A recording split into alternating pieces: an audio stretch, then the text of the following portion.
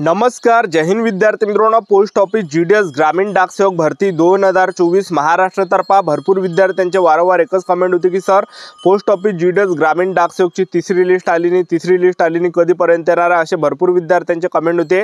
तर या संदर्भातच जय विद्यार्थी मित्रांनो मी तुम्हाला माहिती सांगणार आहे की पोस्ट ऑफिस जीडीएस ग्रामीण डाकसेवकची थर्ड लिस्ट आता कोणत्या तारीखला तुम्हाला पाहायला भेटणार आहे। तारीख जय विद्यार्थी मित्रांनो हे सोमवार आले आहे। पोस्ट ऑफिस जीडीएस ग्रामीण डाकसेवकची थर्ड लिस्टची तारीख सोमवार आलेली आहे। तर मी ते तारीख सांगणार आहे कोणत्या तारीखमध्ये जे हे थर्ड लिस्ट या ठिकाणी लागणार आहे। या व्हिडिओच्या माध्यमातून ते माहिती तुम्हाला आजच्या व्हिडिओच्या माध्यमातून सांगणार आहे।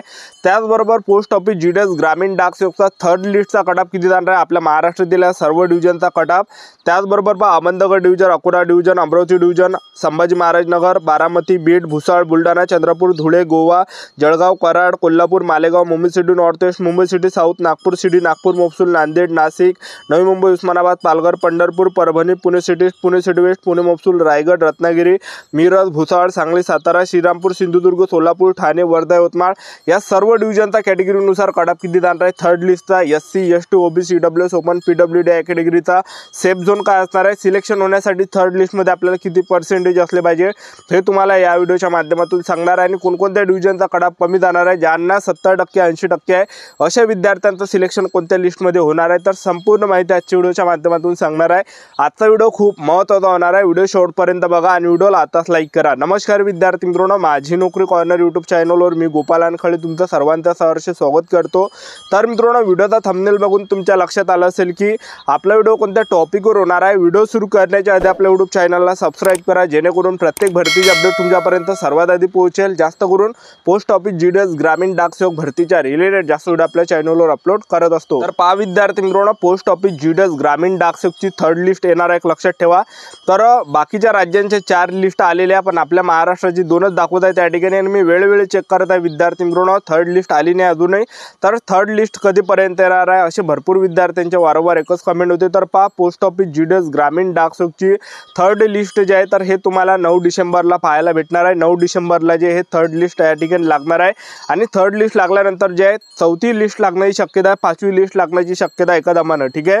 तर थर्ड लिस्ट जे आहे विद्यार्थी मित्रांनो हे तुम्हाला 9 डिसेंबरला तुम्हाला पाहायला भेटणार आहे, लक्षात ठेवा। तर त्यासाठी चॅनल सबस्क्राइब करून ठेवा, वेळोवेळी अपडेट मी तुम्हाला पोस्ट ऑफिस जीडीएस ग्रामीण डाकसेवक भरतीबद्दल देत राहणार आहे, ठीक आहे। तर तुम्हाला संयम ठेवायचा आहे, तुम्हाला जे घाबरत आणि तुम्हाला जर वाटत असेल की आतापर्यंत पोस्ट ऑफिस जीडीएसची थर्ड लिस्ट आली नाही, आता येणार नाही असं भरपूर विद्यार्थ्यांना असं वाटत आहे, तर तुम्ही खचून जाऊ नका, तुम्हाला संयम ठेवायचा आहे। कारण की दरवर्षी हजारो मुलांचं सिलेक्शन जे आहे विद्यार्थी मित्रांनो पोस्ट ऑफिस जीडीएसमध्ये होते, आणि एकदम शाई ड्यूटी आहे विद्यार्थी मित्रांनो पोस्ट ऑफिस जीडीएस ग्रामीण डाकसेवक। आता सिलेक्शन घ्यायसाठी तुम्हाला तेवढं संयम ठेवावंच लागणार आहे। जे मुलं संयम ठेवणार आहेत त्यांचं या ठिकाणी जे विद्यार्थी मित्रांनो सिलेक्शन होण्याची दाट शक्यता आहे, लक्षात ठेवा। तर तुम्हाला संयम ठेवायचा, तर टोटल ज्या लिस्ट लागणार आहेत तर जवळपास 31 डिसेंबरपर्यंत ह्या जवळपास 7 लिस्ट तुम्हाला पाहायला भेटणार आहे, लक्षात ठेवा, ठीक आहे। कारण की दरवर्षी पोस्ट ऑफिस जीडीएस ग्रामीण डाकसेवकच्या 7 लिस्ट येत असते, पण ह्यावेळेस निवडणुका होते त्याच्या कारणाने जे ते गडबड थोडी झाली आहे, आणि त्या आचारसंहितेमुळे जे लिस्ट आले नाही, तर तुम्हाला घाबरायचं नाही विद्यार्थी मित्रांनो, टेन्शन घ्यायचं नाही, संयम ठेवा। कारण की पोस्ट ऑफिस जीडीएसच्या सर्व लिस्ट या ठिकाणी लागणार आहे, ठीक आहे।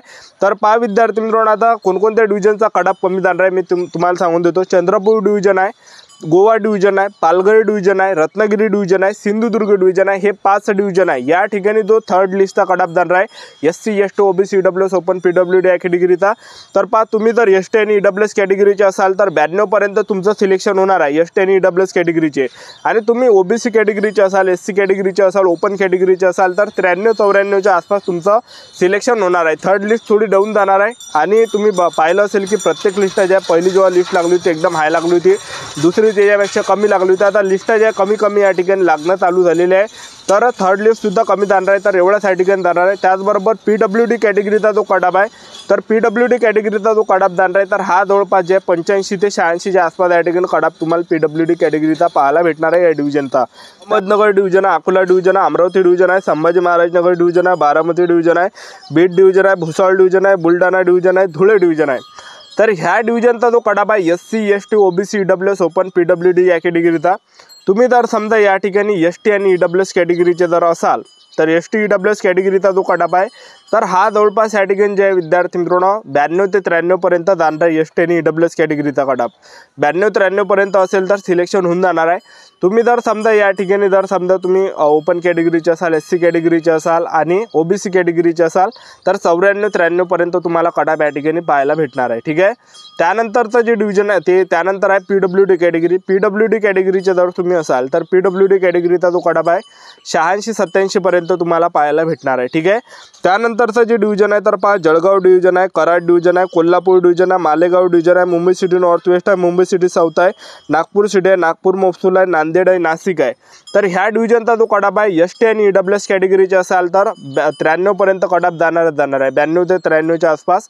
आणि तुम्ही ओबीसी कॅटेगरी असाल, एससी कॅटेगरी असाल आणि ओपन कॅटेगरीचे असाल तर ह्या कॅटेगरीचा जो कट-ऑफ आहे या डिव्हिजनचा 94 पर्यंत जाणार आहे, कारण की जागा कमी आहे, फॉर्म जास्त या ठिकाणी आलेले आहे। आणि पीडब्ल्यूडी कॅटेगरीचे असाल तर 85 86 87 च्या आसपास या ठिकाणी सिलेक्शन होऊन जाणार आहे। तर एवढा या ठिकाणी सेफ झोन आहे। त्यानंतर पहा मुंबई डिव्हिजन आहे, उस्मानाबाद डिव्हिजन आहे, पंढरपूर डिव्हिजन आहे, परभणी डिव्हिजन आहे, पुणे सिटी ईस्ट आहे, पुणे सिटी वेस्ट आहे, पुणे महसूल आहे, रायगड आहे। तर ह्या डिव्हिजनचा जो कट-ऑफ आहे SC ST OBC EWS open PWD या कॅटेगरीचा एसटी आणि ईडब्ल्यूएस कॅटेगरीचे असाल तर 93 पर्यंत सिलेक्शन होऊन जाणार आहे 93 पर्यंत। ठीक आहे, तुम्ही जर या ठिकाणी ओबीसी असाल, ओपन कॅटेगरीचे असाल, एससी असाल तर ह्या कॅटेगरीचा जो कट-ऑफ आहे हा जवळपास या ठिकाणी जे आहे 93 पर्यंत या ठिकाणी जाणार आहे। त्यानंतर तुम्ही जर पीडब्ल्यूडी कॅटेगरीचे असाल तर जवळपास 86 87 च्या आसपास या ठिकाणी कट-ऑफ जाणार आहे, 85 पर्यंत सुद्धा होऊ शकते। त्यानंतरचं जे डिव्हिजन आहे मिरज डिव्हिजन आहे, भुसावळ डिव्हिजन आहे, सांगली डिव्हिजन आहे, सातारा डिव्हिजन आहे। तर पहा विद्यार्थी मित्रांनो Miraj division, Bhusawal division, Sangli division, Satara division आहे। तर या डिव्हिजनचा जो कट-ऑफ आहे SC ST OBC EWS open PWD या कॅटेगरीचा एसटी आणि ईडब्ल्यूएस कॅटेगरीचे असाल तर 93 पर्यंत कट-ऑफ जाणार आहे। ओबीसी एससी ओपन कॅटेगरीचे असाल तर 94 पर्यंत कट-ऑफ या ठिकाणी जाणार आहे, 94 पर्यंत सिलेक्शन होणार आहे, 93 ते 94 पर्यंत। पीडब्ल्यूडी कॅटेगरीचे असाल 85 ते 87 च्या आसपास या ठिकाणी सिलेक्शन होऊन जाणार आहे। त्यानंतरचं डिव्हिजन आहे श्रीरामपूर डिव्हिजन आहे, सोलापूर डिव्हिजन आहे, त्याचबरोबर ठाणे डिव्हिजन आहे, वर्धा डिव्हिजन आहे, यवतमाळ डिव्हिजन आहे। तर पहा विद्यार्थी मित्रांनो Shrirampur division, Solapur division, Thane division, Wardha division, Yavatmal division तर हे अशी डिव्हिजन आहे या ठिकाणी खूपच कमी जागा आणि अर्ध जास्त या ठिकाणी आलेले आहे। निश्चित या ठिकाणी कट-ऑफ जे थर्ड लिस्टचा जास्त जाणार आहे। तर पहा एसटी आणि ईडब्ल्यूएस कॅटेगरीचे असाल तर 93 पर्यंत सिलेक्शन होऊन जाणार आहे। त्याचबरोबर तुम्ही ओबीसी कॅटेगरीचे असाल, ओपन कॅटेगरीचे असाल आणि एससी कॅटेगरीचे असाल तर ह्या कॅटेगरीचा जो कट-ऑफ आहे हा जवळपास 94 पर्यंत तुम्हाला पाहायला भेटणार आहे। 94 पर्यंत असेल तर सेफ झोनमध्ये तुम्ही या ठिकाणी असणार आहे। ठीक आहे, त्यानंतर तुम्ही पीडब्ल्यूडी कॅटेगरीचे असाल तर पीडब्ल्यूडी कॅटेगरीचा जो कट-ऑफ आहे तर ह्या ठिकाणी जवळपास 85 ते 87 च्या आसपास या ठिकाणी जाणार आहे। तर पीडब्ल्यूडी कॅटेगरीचा जो कट-ऑफ आहे सर्वात कमी जो कट-ऑफ जाणार आहे तर पीडब्ल्यूडी कॅटेगरीचा जाणार आहे आणि त्यापेक्षा कट-ऑफ एसटी आणि ईडब्ल्यूएस कॅटेगरीचा जाणार आहे। ह्या तीन कॅटेगरीचा कट-ऑफ एकदम कमी जाणार आहे, ST category, EWS category, PWD category. ठीक आहे, आता ज्यांना 70% 80% अशा विद्यार्थ्यांचं सिलेक्शन कधी होणार आहे तर ज्यांना 70% 80% अशा गटातील विद्यार्थ्यांचं जे सिलेक्शन आहे हे सगळ्यात शेवटल्या लिस्टमध्ये होणार आहे।